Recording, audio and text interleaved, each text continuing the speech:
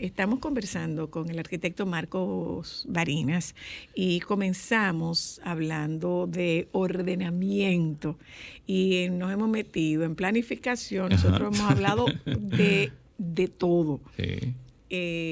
Se quedó tú tenías una pregunta, Cristal.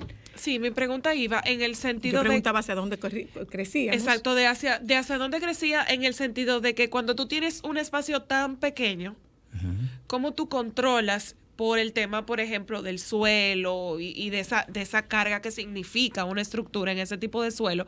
¿Cómo tú controlas eso si tú no tienes esos controles que, vuelvo y repito, deberías de tener? No, pero que lo tenemos. Mira, si estás hablando del tema estructural y demás de las edificaciones, hay códigos muy buenos en República Dominicana sobre temas sísmicos.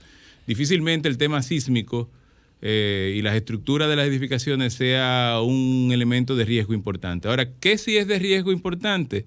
Los procedimientos de construcción y cómo no existen reglamentos que obliguen a alguien que hace un sótano construir inmediatamente. Aquí hay montones de lotes que están, es el hueco abierto ya por 10 y 15 años, ¿no? Sí. Y eso es un peligro. Bueno, se han dado casos de derrumbes y otras situaciones. Precisamente, ¿por qué? Porque no hay una multa que imponga el ayuntamiento a estas desarrolladores que no construyen o que simplemente dejan esos lotes ahí engordando por muchísimo tiempo. ¿Por qué? Porque el ayuntamiento no tiene capacidad de multar, ¿no? Es algo que debería de tener, pero ojalá el ayuntamiento no lo puede hacer. Pero aún el ayuntamiento no pudiéndolo hacer, existen otras instancias que sí pueden generar esas obligaciones. Porque y ese deber. Sí, todavía sigue sin esa fuerza. Sí. De los municipios aquí no tienen fuerza. No, mi amor, el ayuntamiento no. Las alcaldías. Sí, bueno. No es lo mismo, porque es que no hay chulería en ayuntamiento. Eso, el glamour está en alcaldía. Claro. No hay chulería en síndico. Bueno, el ayuntamiento es la alcaldía más el consejo de regidores. Es la parte normativa y la parte administrativa. Sí, pero es alcaldía, eso se llama el ayuntamiento. Eso es más glamour. No es síndico, como que síndico No, eso es como un alcalde pedáneo. Tú dejas eso como un alcalde pedáneo. Sí. Mira, Marcos, yo preguntaba, por ejemplo, ¿hacia dónde podemos crecer? Tú explicabas muy bien que hay espacios donde se puede crecer hacia arriba, hay otros espacios donde se puede crecer horizontal, hay desarrolladores que sacan estos proyectos horizontales. Con el tema de la pandemia, España ha comenzado a convertir en muy atractivo todo lo que es fuera de la ciudad. Sí, lo rural. Entonces, eso no nos va a pasar a nosotros, porque nosotros no tenemos área rural aquí prácticamente. Mira, eso es incluso un tanto peligroso, el que se vea como atractivo la vida esta suburbana y rural por el miedo a la pandemia, cuando en realidad es lo contrario, ¿no? O sea, si las ciudades están organizadas y las ciudades tienen sus servicios cercanos, tú tienes menos necesidad de estarte movilizando a buscar un problema y a estarte contagiando en otro sitio. El grave problema que nosotros tenemos aquí es que yo para comprar el pan me tengo que montar un carro y parquearme en algún sitio. Yo no salgo caminando a comprarlo en la esquina. Porque no hay seguridad para que yo camine. Para tú poderlo precisamente. hacer. No hay aceras para tú caminar. Entonces, la clave está en la ciudad. Y el tema de cómo crecemos, y cuando yo les decía es ¿cómo crecer? ¿Hacia dónde? ¿Y con qué propósito? Te voy a poner un ejemplo de lo rural. Santiago. Entre Santiago y Moca. A los santiagueros no les gusta decir que ellos y Moca son la misma cosa, pero ya son lo mismo. Es un solo territorio. No quede espacio. Un solo territorio que ha crecido entre Santiago y Moca, que ha crecido y se ha llevado de por medio áreas agrícolas increíblemente importantes para el futuro de la nación. Las mejores tierras agrícolas están entre Moca y Santiago y San Francisco de Macorís y La Vega, todo el valle, todo ese valle. Y esa área se está poblando con una construcción de baja altura, de muy baja densidad, sin servicios, de casitas. Claro. Y eso lo que está es pavimentando todo un terreno que productivamente se le sacaría más provecho siendo agrícola. Ahí es que viene el tema del ordenamiento territorial. Un país que ha crecido pero políticamente conviene. ¿El qué? Porque es eso. el no permitir la construcción.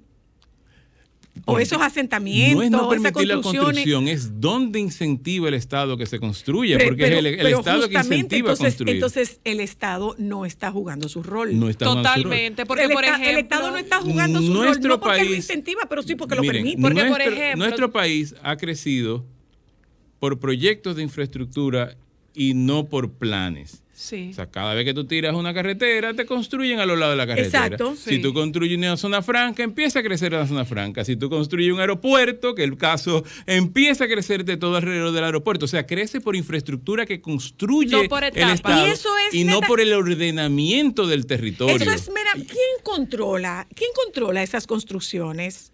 Las construcciones ilegales. Sí. Bueno, nadie, porque no hay ordenamiento. No existe nada eso, que te diga a ti, estos son terrenos agrícolas y por tanto, usted, desarrollador inmobiliario, no puede venir a hacerme un proyecto de 300 casas. Y estamos, hace 20 años, los proyectos habitacionales que en este país se hacían eran de 100 apartamentos, 200 era una cosa extraordinaria. Ahora los proyectos habitacionales son de 10,000 apartamentos.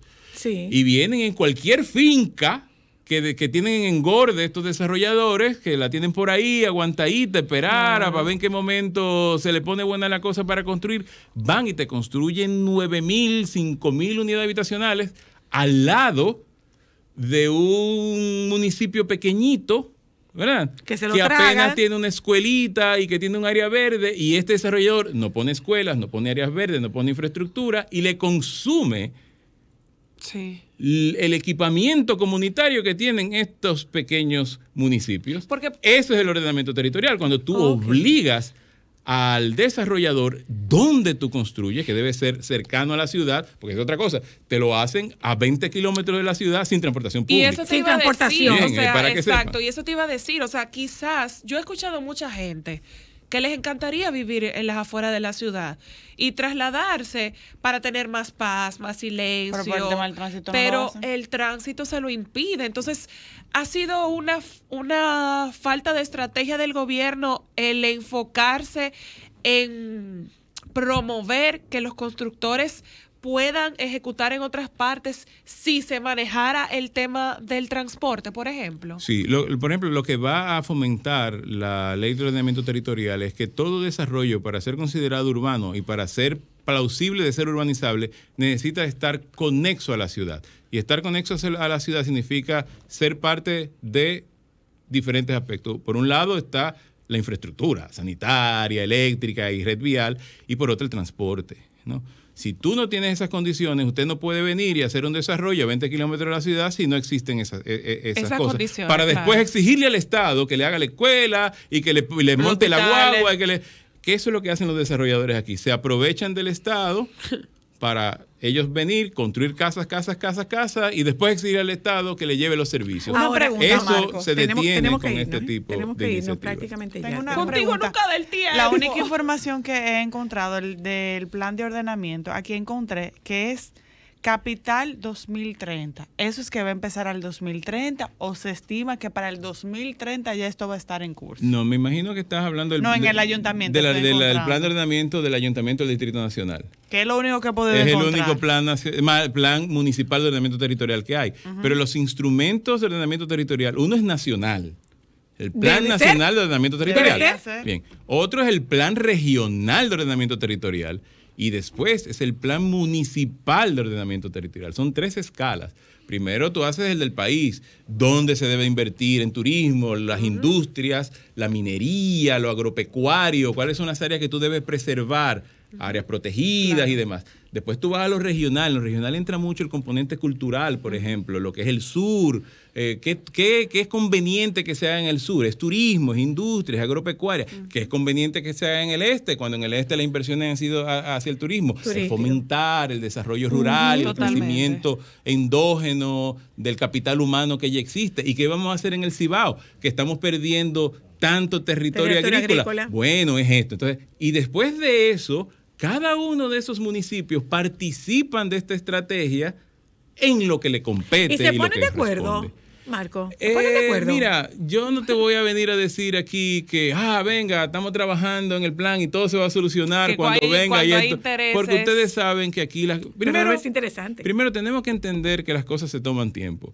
Claro. Aquí esto es un país de cuatrenios, o sea, cada 4 años viene un presidente y que en 4 años va a resolver cosas. O sea, ¿qué les dije yo ahorita al principio? Sí. Las consecuencias de lo que estamos viviendo hoy. 25 años atrás. 25 años atrás. Lo que hagamos hoy. 25 años 25 más al frente. Pero señores, que hace 25 años, ¿quién estaba gobernando aquí? ¿Quién gobernaba aquí hace 25 años? Balaguer. Leonel, y nos recordamos como que era ayer y nos recordamos de Don Hanley, eso fue ahorita, eso 20 Por eso años. Te dije, cuando tú hablaste del 2030, 96, eso es nada. Eso es nada, bueno, eso está ahí y tenemos que iniciar ahora para dentro de 20 años y 30 años, que son los tiempos de estos planes. Yo espero poder ver algún nivel de descongestión, yo espero poder verlo. Opciones. Por favor, gracias Marcos. Ustedes para mí. Pero ahora mismo la ponemos. Feliz que estoy yo de estar aquí después de tantos años siendo oyente. Sí, claro. No, pero es tu primera participación en vivo, en estoy Señores, miren, emocionado. Las universidades van a abrir clases presenciales en agosto, pero solo podrán asistir los estudiantes vacunados. Las clases universitarias para todos los estudiantes del país se abrirán en agosto de manera presencial solo para aquellos estudiantes que se hayan vacunado. Reiteró este lunes el ministro de Educación Superior, Ciencia y Tecnología, Franklin García Fermín, que dicho sea de paso no es la MESID, es el MESID, porque no es la ministerio, es el ministerio. El MESID tomó la decisión de iniciar con este sistema híbrido tras haber consultado a las universidades del país. Acordaron que los que no estén vacunados pueden seguir recibiendo docencia de manera remota. Y a propósito de vacuna, el presidente dijo que les regalaran eso. Vacunarse, que claro. Se vacunen. Y dejen de ser negativos y de estar falsificando cosas, por favor. Arquitecto, antes de irnos, miren, una pregunta. ¿Qué cree usted que le haya dicho la esposa al presidente? Por su cumple. En esa fotografía que lo ruborizó. Ay, Zoila, me ruborizaste a mí ahora. No me haga eso. Oye, yo no me pongo colorado. Cuando los prietos nos ruborizamos. ¡Qué grande! Cuando los prietos nos ruborizamos es porque nos han dicho una cosa grande. Es que la cosa es grande. Gracias, Marcos. Nos juntamos con ustedes mañana. Les pedimos que por favor se queden con los compañeros del Sol de la Tarde. Ponemos la cita con Marcos para una próxima visita muy rápida. Bien. Gracias. Nos juntamos con ustedes mañana. Se quedan con los compañeros del Sol de la Tarde, por favor.